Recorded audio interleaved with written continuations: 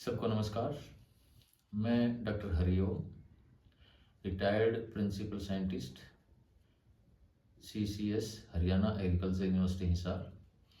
इस वीडियो में हम चर्चा करेंगे नमक प्रबंधन पर। आमतौर पर लगभग हरियाणा के 3/4 पानी में नमक विद्यमान है, चाहे वो किसी भी तरह के नमक हैं, लेकिन विद्यमान है। और अगर पानी में विद्यमान है तो वही नमक खेत में जाकर जब हम सिंचाई करते हैं तो जमा हो जाते हैं। खासतौर पे ऊपरी सतह में जब ठहर जाते हैं तो उनका नुकसान और भी ज़्यादा होने लग जाता है। अब इनसे नमक बढ़ने से क्या होता है कि सबसे पहले तो जमाव को ही प्रभावित करते हैं। उसके बाद जब विशेष तौर पे जब खेत हमारा लेवल नहीं होता है तो जहाँ भी नमी ज़्यादा ठहर जाती है और नमक ज़्यादा सोल्यूबल हो जाते हैं और सॉइल सॉल्यूशन में ज़्यादा नमक आ जाते हैं तो जमाव वहाँ प्रभावित हो जाता है। हमें सीड रेट भी बढ़ाना पड़ता है और उसकी फिर बढ़वार भी ऊंची नीची रहती है और उसकी सही तरीके से पौधे बढ़वार नहीं ले पाते हैं। उसके बाद जब बालियाँ आ जाती हैं फसल में, बालियाँ आने के बाद जब थोड़ा सा भी हम फसल में पानी खड़ा कर देते हैं तो उसमें नीचे से तना गलने लग जाता है और तना गलन से करोड़ों रुपए की दवाइयाँ, जहाँ भी नमक की समस्या है, तना गलन के नाम से। और धान जैसी फसल में तो उसमें सफ़ेद बालियाँ भी आ जाती हैं उसके कारण, और उसमें आप जो नेक ब्लास्ट है, गर्दन तोड़ जिसको कहते हैं, या स्टेम बोरर है, गोभी की सुंडी है, उसकी दवाइयाँ और तना गलन के नाम पर पता नहीं क्या क्या उसमें चीज़ें आ जाती हैं और कई कई दवाइयाँ डाल करके करोड़ों रुपए का एक खर्चा हो जाता है। अकेले कैथल डिस्ट्रिक्ट में जब मैं कृषि विज्ञान केंद्र में था तो लगभग 100 से 125 करोड़ रुपए बगैर ज़रूरत की दवाइयाँ इस वजह से यूज हो रही हैं कि वहाँ नमक की बहुत समस्या है और उसकी वजह से हम अलग अलग तरह की दवाइयाँ खेत में प्रयोग करते हैं। तो ये क्या होता है, धान और गेहूं दोनों में जब फसल की पकाई नज़दीक लगती है तो उसमें नीचे से तना गलन बढ़ जाता है नमक की वजह से। उसमें जब भी थोड़ा सा ही पानी खड़ा हो जाता है तो जो नमक हैं जो ज़मीन की ऊपरी सतह में वो पानी में घोलने लगते हैं और तने को गलाने लगते हैं। और धान जैसी फसल में जब नीचे से तना गलने लग जाता है या अनहाइजीनिक कंडीशन हो जाती है, पानी थोड़े से टाइम के लिए भी 5-6 दिन के लिए भी खड़ा हो जाता है तो उसमें पानी गंदा होने लग जाता है और उसमें जैसे प्लांट हॉपर है, तेला जैसे इंसेक्ट्स की समस्या इतनी बढ़ जाती है कि फिर दवाइयों से भी कंट्रोल नहीं होती है। और जब थोड़ी सी हवा चलती है तो तना कमज़ोर होने के कारण वो फसल गिर भी जाती है। और किसान जब अगर नहीं गिरती है तो उसमें क्या होता है कि एक समस्या आती है जिसको किसान उगाड़ा या उकासा कहते हैं, कि आप सोचते हैं खेत में हमारी फसल में 70 मन निकलेगी लेकिन निकलती 40 और 50 मन ही है, क्योंकि उसमें नीचे से तने में जान नहीं है और दाने पूरे नहीं भरते हैं और खाली दाना भी बहुत ज़्यादा रह जाता है। तो ये सारा नमक की वजह से होता है। तो किसानों को इसका ज्ञान न होने की वजह से उसमें कीड़े और बीमारियों की दवाइयाँ डालते रहते हैं। अब किसान भाइयों को मैं बताना चाहूँगा कि नमक 2 तरह के होते हैं, क्योंकि हमें इसकी पहचान होना भी ज़रूरी है। और वो पहचान होगी जब आप ट्यूबवेल का जो पानी है उसका टेस्ट करवाएंगे। हर 3-4 साल में उसका टेस्ट करवाना भी ज़रूरी है।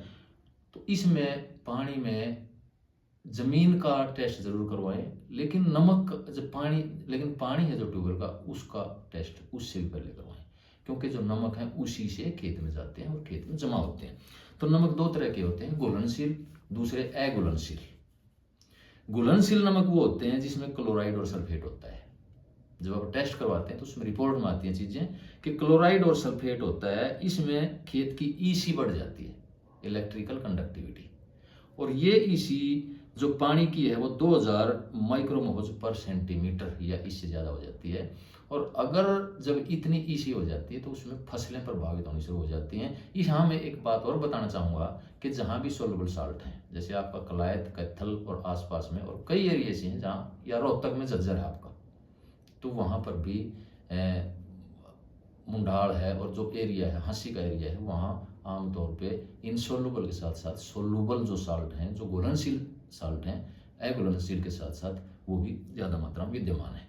तो इसमें जब ईसी बढ़ जाती है 2000 माइक्रोमोज पर सेंटीमीटर से ज़्यादा हो जाती है तो फसलें प्रभावित होने लग जाती हैं, उनका जमाव भी और बढ़वार भी, और बाद में पैदावार भी घटने लग जाती है।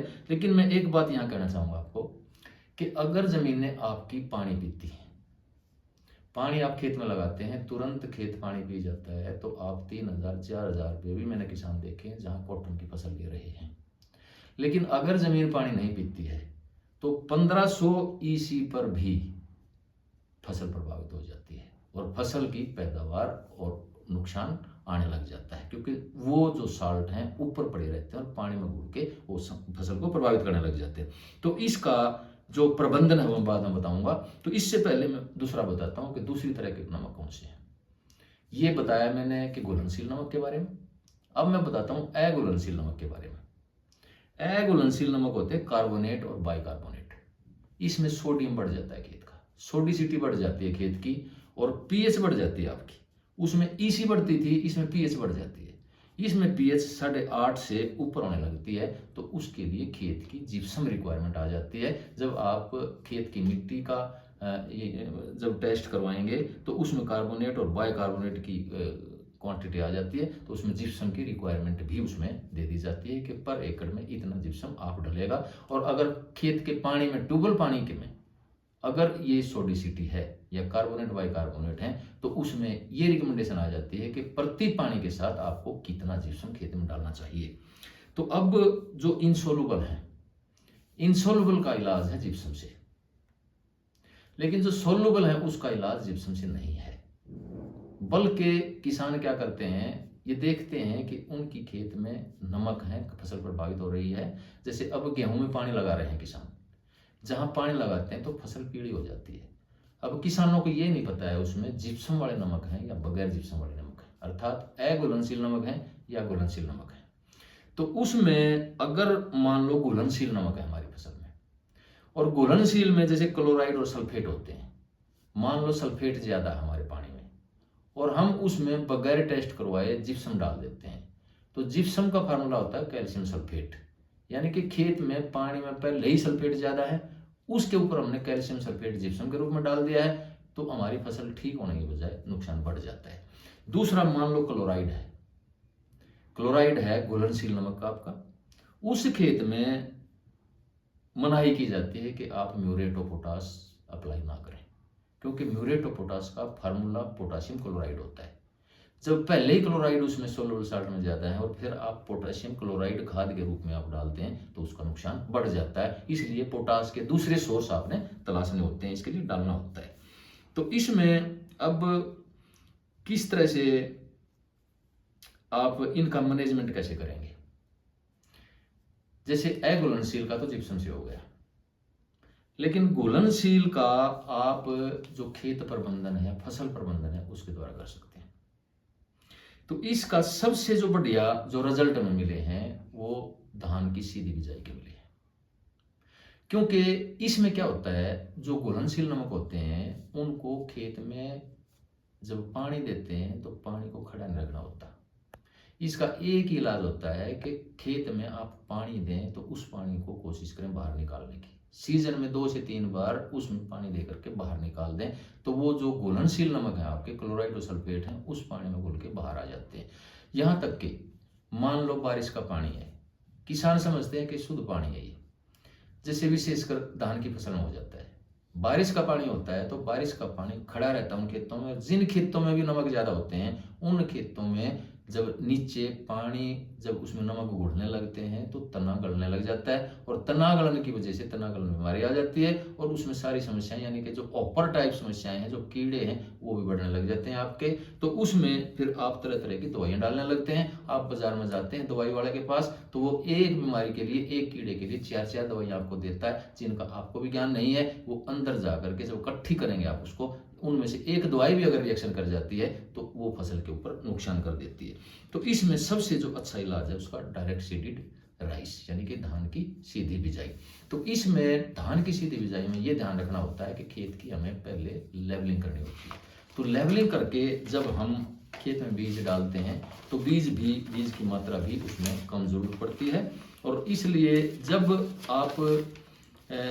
भी उसमें घुलनशील जो नमक होते हैं तो उसमें जब भी पानी खड़ा होता है उसको हम कोशिश करते हैं कि सीजन में 2 से 3 बार, एक बार तो जो बालियां आती हैं उससे पहले और एक बार बालियां आने के बाद बकाई से पहले खेत में पानी भर के जब बाहर निकालते जाते हैं, या बारिश का ही पानी होता है तो वो भी अगर 3-4 दिन तक खड़ा रह जाता है वो भी नुकसान करने लग जाता है। तो उसका भी पानी को हम बाहर निकाल देंगे तो उसका फायदा होगा। अगर वो भी खड़ा रह गया तो वो भी आपके तने को गलाएगा, और जब गल जाएगा तो थोड़ी सी हवा चलते ही, थोड़ी सी बारिश में आपकी फसल गिरने की संभावना रहेगी, और उसमें उगाला या उकासा जिसको बोलते हैं आप, तो अलग अलग रीजन में अलग अलग बोलते हैं, तो वो भी बीमारी इसमें बढ़ जाती है। तो दूसरा क्या है कि जैसे प्राकृतिक खेती में क्या करते हैं, कई जगह ये मॉडल है। गुजरात में एक जगह है, सूरत में सरस गांव है, किसान है वहाँ पर। तो उसमें जैसे हरियाणा में झज्जर का एरिया है, वहाँ पर जो सोल्युबल साल्ट है वो ऊपर आ जाते हैं। सोल्युबल साल्ट को या तो आप नीचे से सब ड्रेनेज सिस्टम लगा करके उस पानी को बाहर निकालें ताकि वाटर टेबल आपके नीचे रहे। लेकिन ये इंडिविजुअल अकेले किसान के स्तर पर संभव नहीं है, ये सरकारी स्तर पर ही संभव हो सकता है। तो इसमें दूसरा एक मेथड क्या है प्राकृतिक खेती में कि इसमें बेड्स बना दी जाती हैं। बेड्स बना दी जाती हैं 7-7, 8-8 फीट चौड़ी, और उनके बीच में 5-5, 6-6 फुट का रास्ता छोड़ दिया जाता है। उनकी सफाई रखते हैं, बीच में ट्रैक्टर भी चल जाता है उसमें।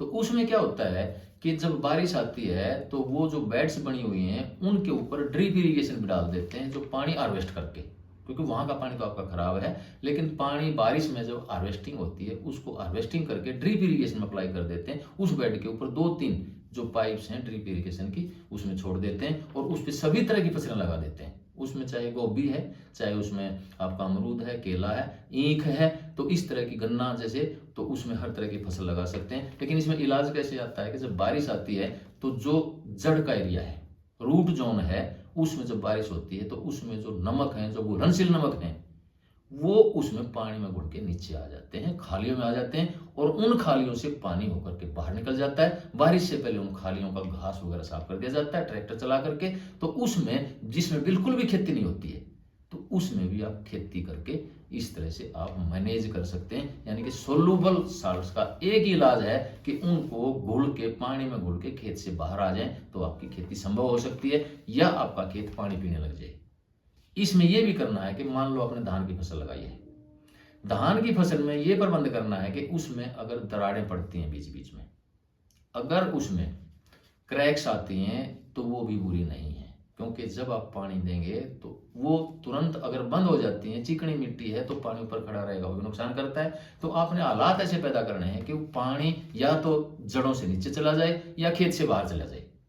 तो इसमें इस तरह से आप सोल्युबल साल्ट हैं उनका इलाज कर सकते हैं, और इनसोल्युबल साल्ट का जो अघुलनशील नमक है उनका जिप्सम से आप कंट्रोल कर सकते हैं। और ये बहुत बड़ी समस्या है, लगभग हरियाणा के लगभग 3/4 एरिया में जमीनों में भी और पानी में भी नमक विद्यमान है। केवल नमक उन स्थानों पे नहीं है जहां कोई एक आपका पानी का बहुत बड़ा सोर्स है, या कोई कच्ची नहर जैसे घग्गर है, गंगा है, जमुना है, इनके आसपास जो बेल्ट होती है, जैसे ओट्टू की बेल्ट आ गई आपकी, घग्गर आपकी गंगानगर तक चली गई, तो उसकी दोनों तरफ एक बहुत अच्छी फसल होती है। वो इसीलिए होती है कि वहां पर जो नीचे पानी उनका रिस्क जाता है, तो जमीन के नीचे उसमें पानी की क्वालिटी अच्छी हो जाती है, और जो सोल्युबल नमक है या इनसोल्युबल नमक है वो भी कम हो जाते हैं, और वहां पर खेती अच्छी होती है। लेकिन जो भी खेत, जो भी एरिया वाटर के सोर्स यानी कि पानी के सोर्स से दूर हैं, जिनके भी खेत, वहां पर ये मान के चलें कि संभावना पूरी है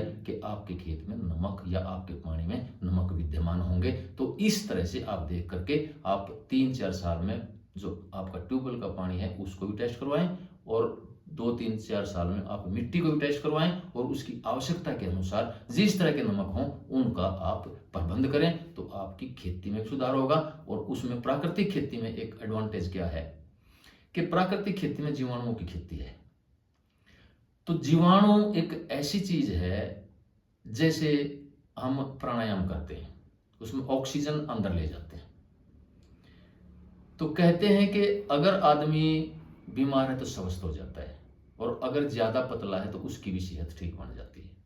यानी कि ये एक तरह से जो आपके जीवाणु हैं, जीवाणु खेत में कोई भी समस्या है उसमें हर तरह के जीवाणु विद्यमान है। आपके ऐसे भी जीवाणु विद्यमान होते हैं, जैसे आर्किया होता है, एक क्लास है, एक डोमेन है जीवाणुओं की, बैक्टीरिया से पहले उनके पूर्वज हैं, वो आज भी जमीन में विद्यमान है। वो ऐसे जीवाणु हैं जो आपकी कम जो पीएच होती है 2, 3, 4 यानी कि एसिडिक होती है, उसमें विद्यमान रहते हैं। और आपकी पीएच 11, 12, 13, 14 तक भी होती है, उसमें विद्यमान रहते हैं। और हर तरह के जीवाणु खेत में होते हैं, यानी कि कोई भी परिस्थिति आपके खेत में, चाहे ग्राम पॉजिटिव बैक्टीरिया, चाहे ग्राम नेगेटिव बैक्टीरिया, या आर्किया है, या फंजाई है, ईस्ट है, या एक्टिनोमाइसीट्स है, ये खेत में हर तरह से जो भी समस्या आती है उसको ठीक करने के लिए जो भी चीज़ों की जरूरत पड़ती है, या लैक्टोबैसिलस है, उनकी जो एक मल्टीप्लिकेशन होती चली जाती है, तो खेत में जो भी समस्या है, चाहे वो नमक की है, चाहे पानी की स्ट्रेस की वजह से, या बायोटिक एबायोटिक स्ट्रेस जो भी आते हैं, उनको कॉम्बैट करने में जो लाभदायक जीवाणु है, ट्राइकोडर्मा है, सूडोमोनास है, माइकोराइजा है, उनमें वृद्धि हो जाती है। और इस तरह से खेत में जो एक डिफेंस मैकेनिज्म है जो पौधे का और जमीन का, यानी कि जो डिजीज इंड्यूसिंग सॉइल होती हैं, वो डिजीज सुप्रेसिंग सॉइल में कन्वर्ट हो जाती हैं प्राकृतिक खेती में, वो बैक्टीरिया और जो माइक्रोब्स की वजह से। तो उसमें आप जब प्राकृतिक खेती करने लग जाते हैं, जीवामृत, घन जीवामृत डालने लग जाते हैं, और सारी प्रैक्टिसेस करने लग जाते हैं, मिनिमम टिलेज, खेत की कम से कम जुताई करने लग जाते हैं, मल्चिंग का यूज करने लग जाते हैं, और उसमें जो फूड सोर्स के तौर पर रेजिडू, जो अवशेष हैं, उनको भी प्रबंधन करने लग जाते हैं, मल्चिंग का प्रयोग करने लग जाते हैं, हरी खाद देने लग जाते हैं, या जहां लाइटर सॉइल्स हैं, पानी की कमी है, ड्रिप इरिगेशन करने लग जाते हैं, उसमें आप जीवामृत का प्रयोग करने लग जाते हैं ड्रिप इरिगेशन में। तो जब ये आप आरंभ कर देते हैं तो जमीन के नमक नहीं, जो भी समस्या आपकी वो ठीक होती चली जाती है। नमस्कार।